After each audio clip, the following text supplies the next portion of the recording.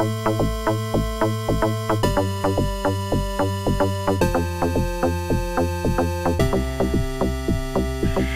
you like to read, if you like to think, if you like to see the world differently, grab yourself a book, give this show a listen. Purple Lit Nerd gonna show you what you're missing.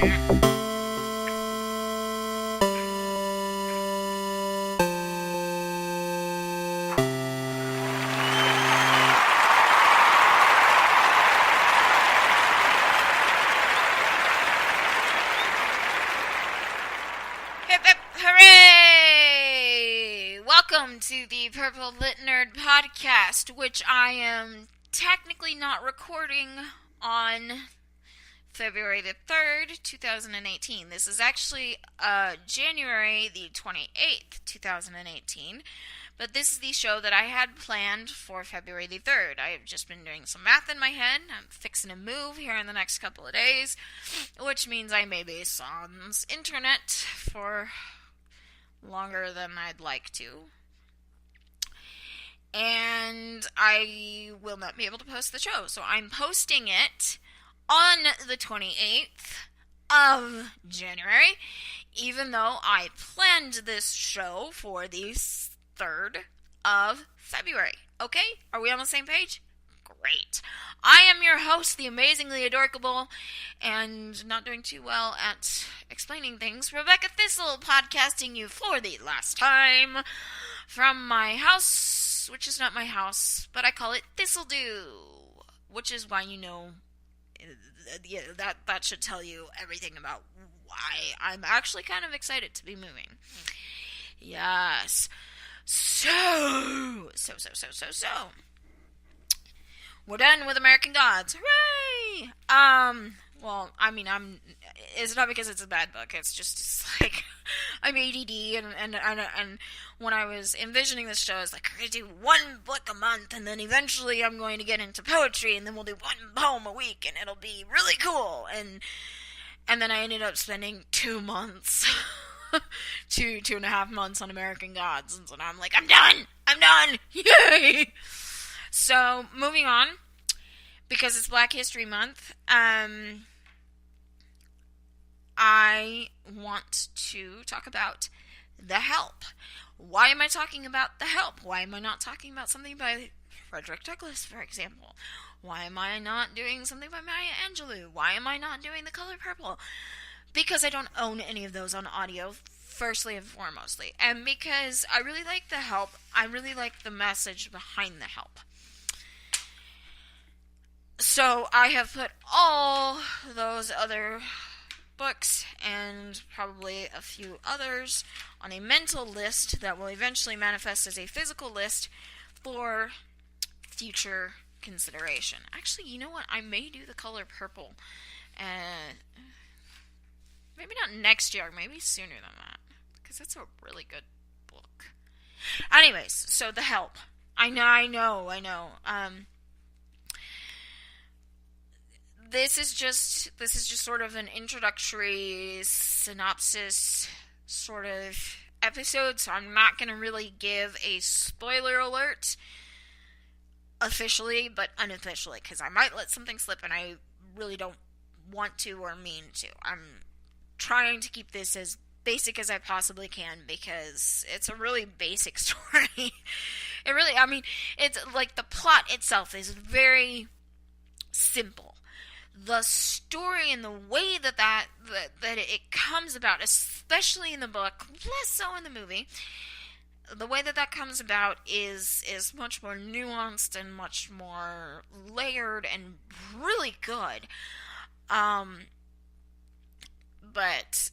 I just kind of, basically, here's the story, okay? The story is the book is narrated from 3 different points of view. You have Abilene Clark, Minnie Jackson, and Eugenia Skeeter Phelan.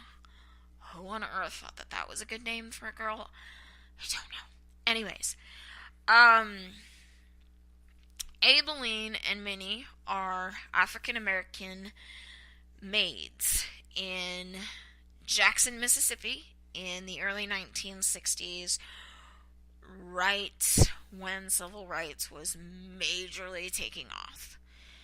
And so and Skeeter is a white woman. So what it is Skeeter decides that she wants to write a book telling the point of view of African American maids in Jackson, Mississippi. Sort of this reverse Gone with the Wind, where it's, Margaret Mitchell kind of glorified Mammy as like this wonderful black woman who gave her whole life for this white family, and how romantic and sweet and loving was that. But nobody asked Mammy how she felt about it. So Skeeter's asking Mammy, essentially.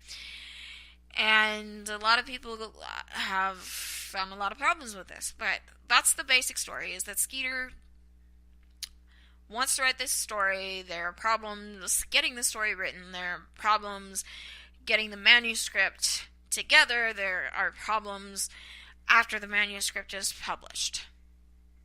That's all this is about. But there are layers to the story, because you have Abilene also talking about her experiences taking care of Mabel Lee-Folt.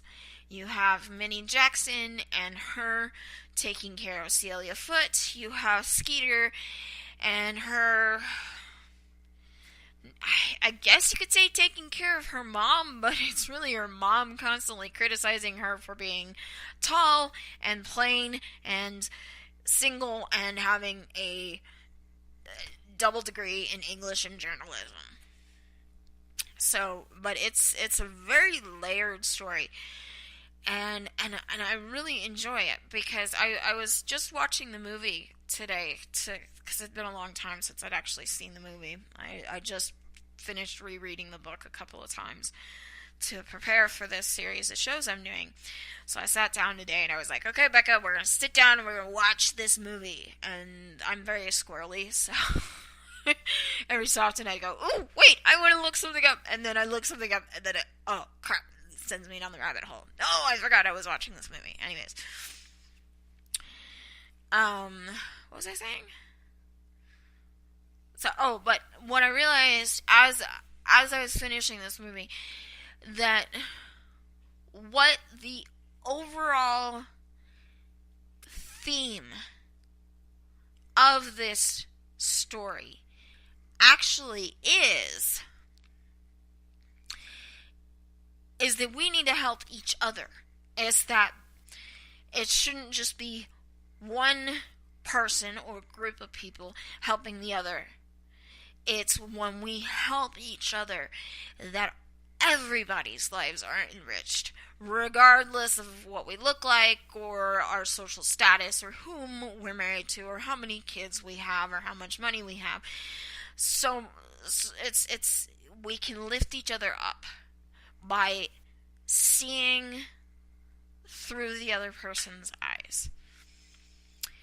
And it made me cry. And I'm trying not to cry right now, actually. I know it doesn't sound like it, but I am. So that being said, that's why I know it's a really fluffy, hippy-dippy, obviously, probably more mid to late 1960s idea, but I think that's what it's about, is when we help each other, and when we get on each other's level, we lift each other up. When we understand each other's experiences, we lift each other up. So, I'm sort of babbling at this point. I'm gonna move on, I promise. But if I were to fall down and I needed help getting up, whomever came to help me would have to get down on my level, put their hands under my arms or around my waist or, around my chest or whatever, and lift me up. But the first step is getting down on my level. I mean, yes, theoretically, they could remain standing and help me up from that position. But the most effective way is if they get down on the level and help me up. And actually, we work together to lift me up. It's really what it is. Boom. Like, my mind just got blown by my own mind. Wow. Okay. But, moving right along, because we have to talk about it. It was, got some Oscar noms, and Olivia Spencer actually won for Best Supporting Actress. That's what it was. Got to talk about the movie, right? What's the difference between the book and the movie? If you're just looking at this basic plot that I told you about, writing a book about the experiences of maids in Jackson, Mississippi, you're not going to miss much. You're really not. This audiobook, the audiobook for this novel is, oh, holy crap, I think probably about 16 or 18 hours long. I really should have checked that before I started recording this. But it's a long book. Not like the longest book I've ever read, but it is a long book. And so there are a lot of, as I said before, there are a lot of layers and a lot of themes and a lot of symbols and a lot of things going on in this book. And it is really, really hard to convert that onto screen. So if you're just looking at the basic story of Skeeter wants to write a book showing the perspective of maids, she talks Abilene and Minnie. Well, she talks Abilene into helping her, and then Minnie joins in somewhere along the way, and then they get other maids, and they do these interviews and tell their experiences, and Skeeter writes the manuscript, and it gets published, and all hell breaks loose. When you look at that, it hit every beat. It is not the worst adaptation of a book I've ever seen. That prize, side note, goes to The Princess Diaries. Well, actually, it's a toss-up between The Princess Diaries and Ella Enchanted, but we shall not speak of Ella Enchanted, because I'm really infuriated with that. But that is neither here nor there, so...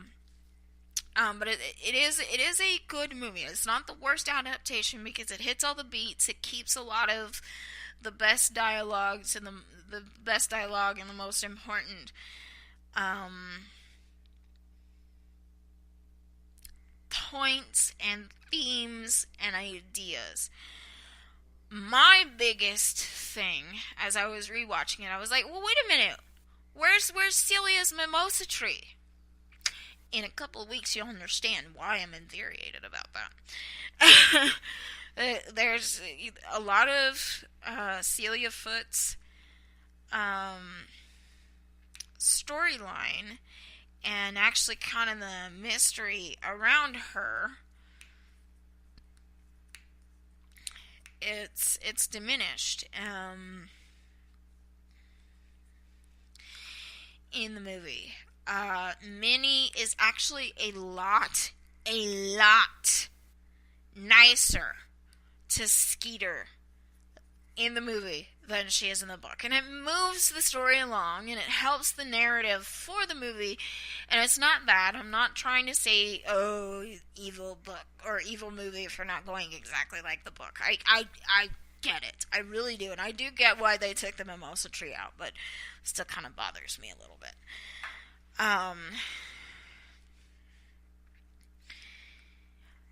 But in the book, Minnie is majorly distrusting of Skeeter, all white people in general, but especially Skeeter.